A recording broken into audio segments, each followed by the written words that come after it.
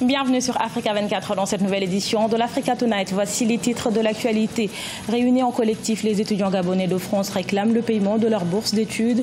Le collectif a déjà alerté les autorités de tutelle, dont l'ambassadeur du Gabon en France. Il est notre invité. Au Cameroun, le budget d'investissement public est publié. Cette prévision, qui priorise notamment les infrastructures, est en baisse de 28,8% en 2018 contre 36,3% en 2017. Et puis, plus grand des trois espèces de zèbres, le zèbre de Grévy est surtout le plus menacé. Au Kenya, il a été divisé par 6 en 30 ans. Face à cette situation, le gouvernement les recense pour mieux les protéger. Mais tout d'abord, retour au calme en Côte d'Ivoire après des tensions entre forces armées à Bouaké. La deuxième ville du pays était encore secouée par des tirs ce mardi 9 janvier au soir. Des nouveaux incidents entre militaires et éléments du CCDO, une unité d'intervention mixte, aurait dégénéré la semaine dernière déjà. Dans la nuit de jeudi à vendredi, un soldat avait été tué dans un règlement de compte. Ce mercredi, le préfet et le maire de la ville qui ont visité les lieux ont pu constater que plusieurs bâtiments du centre de coordination des décisions opérationnelles avait été incendié par les militaires. Officiellement, il n'y a pas eu de victimes dans ces événements de mardi soir. Ils sont plus de 900 étudiants boursiers gabonais vivant en France. Depuis quelques mois, ils affirment ne pas recevoir leur bourse d'études, une situation de précarité qui leur a poussé à alerter les autorités de leur pays. Aïssatou Diamanka Besland. Mercredi 3 janvier 2018, des étudiants gabonais réunis dans un collectif ont fait un sitting à l'ambassade du Gabon, puis dans les locaux de Campus France à Paris. Leur objectif, demander aux autorités gabonaises le paiement de leur bourse, un apport financier obligatoire pour l'organisation de leur vie quotidienne d'étudiants à l'étranger. Ces non-paiements de bourse qui ont duré 3 mois ont eu des incidents directs sur la vie de l'ensemble des boursiers gabonais vivant en France. Ce sont des conséquences liées à la vie quotidienne des étudiants. Je prends l'exemple du transport, les factures d'électricité, de chauffage, de téléphone, des moyens de déplacement pour aller en bibliothèque, dans les laboratoires et dans les universités, le paiement de logement en cité universitaire et même chez les particuliers, etc. Même le renouvellement des titres de séjour. Parce que si vous n'arrivez pas à avoir une inscription pour l'année en cours, vous ne pouvez pas avoir un titre de séjour. Le collectif a déjà alerté les autorités de tutelle qui ont donné une réponse partielle à leur situation de précarité. C'est la première fois que le Gabon affiche un retard de paiement des bourses de ses étudiants vivant en France. Je porte d'ailleurs confiance aux autorités, de toutes les façons ce sont les autorités de ce pays, de régulariser au plus vite cette situation. Car pour l'instant, c'est le status questionniste, c'est-à-dire le même état de la question. Et donc j'invite les autorités à pouvoir régler cette question au plus vite. Mais avant, je voudrais terminer par ce propos de Léopold Sédar Senghor, qui est, vous le savez, ancien président du Sénégal et grand-père de la négritude, qui avait dit ceci, je cite, pour que l'Afrique se développe, il n'y a qu'un seul moyen. L'éducation, l'éducation et encore l'éducation. Suite à l'appel des étudiants, l'Agence nationale des bourses du Gabon a effectué ce 10 janvier le paiement de 2 mois de bourse. Il reste à régler le mois de janvier ainsi que les frais d'inscription universitaire et de mutuelle de santé. Le collectif est formel. À partir du 20 janvier, ils iront camper de manière définitive et jusqu'au paiement régulier de leur bourse dans les locaux de Campus France. Rien qu'en France, on compte plus de 900 boursiers gabonais. Aujourd'hui, leur seule priorité est de voir leur situation se régulariser le plus rapidement possible. Et pour en parler, nous recevons sur ce plateau M. Flavien Enongwe, ambassadeur haut représentant du Gabon en France. Merci d'être avec nous sur Africa 24. Merci, bonsoir. Il y a quelques jours, le collectif des étudiants gabonais boursiers de France nous a dit sur ce plateau que cela fait 3 mois qu'ils n'ont pas reçu leur bourse d'études. Qu'en est-il de la situation aujourd'hui? Alors, il faut dire qu'au moment où le mouvement a commencé, c'est-à-dire en décembre, l'État gabonais était redevable de 2 mois de bourse. Donc le mois de novembre et le mois de décembre. Et nous sommes arrivés à janvier, mais la situation était celle-là. Mais peu importe, hein, pour un étudiant, 1 ou 2 mois, c'est déjà trop, hein, trop de retard. Il s'est passé que, et comme eux-mêmes l'ont reconnu, il s'agit là d'une situation, d'un accident, ce qu'on peut appeler un accident, c'est-à-dire quelque chose qui est rarement dans le cas du Gabon. Aujourd'hui, ils sont payés ou pas? 2 mois de bourse ont été déjà versés aux étudiants, ou du moins le processus a commencé, mais cela ne veut pas dire que ça a été fait après. Qu'est-ce qui s'est passé? À la fin de l'année dernière, donc la dernière semaine du mois de décembre, le gouvernement a mis à la disposition donc, de Campus France 1 200 000 dollars pour le paiement de ces bourses. Il se trouve qu'avec les jours fériés, la Banque de France n'avait pas travaillé et la mise à disposition de ces fonds a été faite récemment. Et c'est à ce moment-là que Campus France a daigné payer aux étudiants 2 mois de bourse, novembre et décembre. Le 3e mois, quand est-ce qu'il sera payé? Mais c'est le mois de janvier, et donc ce mois est en cours. Et les autorités gabonaises compétentes s'attellent à pouvoir régulariser la situation. Et comme Vous avez lancé un ultimatum jusqu'au 10. Pourquoi avoir attendu un ultimatum pour payer 2 sur 3 mois? Déjà, je répète, lorsque sa situation commence, donc nous sommes en décembre, l'État gabonais était redevable de ses étudiants de 2 mois de bourse.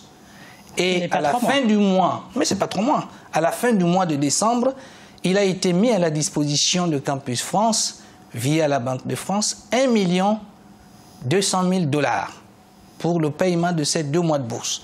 Et que répondez-vous à ce qui accuse le gouvernement d'organiser volontairement ce retard pour punir la diaspora qui est soupçonnée d'être plus proche de l'opposition? Alors, il n'y a pas de punition collective au Gabon. Et il n'y a aucune raison pour qu'elle puisse exister. Les étudiants sont ici pour faire leurs études et le gouvernement les accompagne en la matière.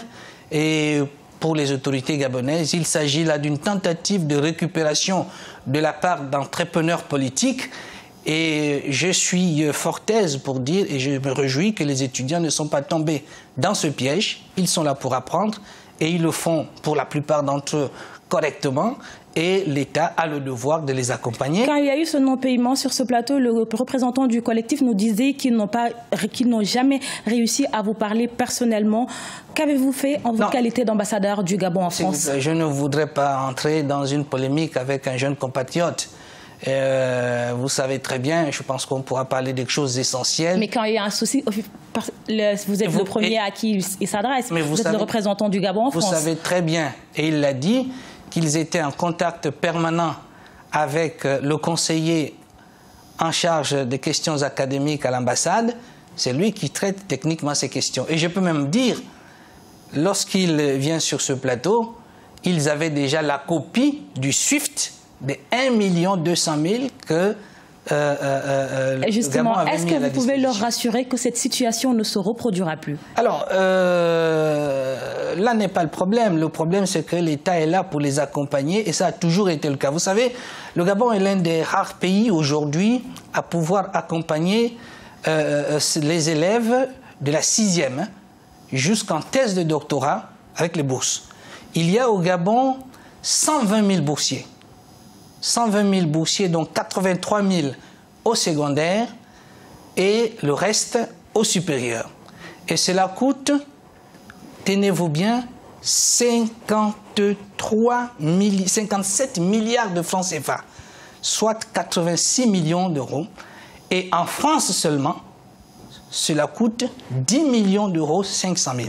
Donc cela veut dire qu'en fin d'année, il y a une mobilisation de ressources qu'il faudrait, c'est la fin de l'année budgétaire. Et dans tous les pays, il est souvent difficile. C'est ce qui est la cause de ce retard. C'est ce qui est essentiellement la cause de ce retard. Alors justement, sur la politique intérieure du Gabon, où en est le projet de révision constitutionnelle voulu par le gouvernement et contesté par l'opposition? Aujourd'hui même, il y a la réunion du Parlement en congrès pour pouvoir voter le texte. Mais ce vote ne fait plus l'objet de doute puisque aussi bien l'Assemblée que le Sénat ont voté ce texte, mais dans des termes différents. Et il y a eu une commission mixte pour pouvoir harmoniser leurs points de vue. Et aujourd'hui, il y a le vote solennel et on attend le résultat de ce vote. Et c'est tout à fait indiqué que ceux qui ne sont pas pour puissent le contester. Ça ne tonne pas dans un système démocratique. Merci, Monsieur Flavien Enungwe. Je rappelle que vous êtes ambassadeur haut représentant du Gabon en France. Merci. Dans le reste de l'actualité, baisse du budget d'investissement public au Cameroun. Il a été publié depuis quelques jours. Pour cette année 2018, le gouvernement met l'accent sur les infrastructures nécessaires à l'organisation de la Coupe d'Afrique des Nations en 2019. Mais pas que, la poursuite de la mise en œuvre du plan triennal spécial jeune est également priorisée. Badawi Adidjatou. L'État du Cameroun compte apurer la dette intérieure en 2018. C'est le montant de 560 milliards de francs CFA que le Trésor public compte alors débloquer en ce sens.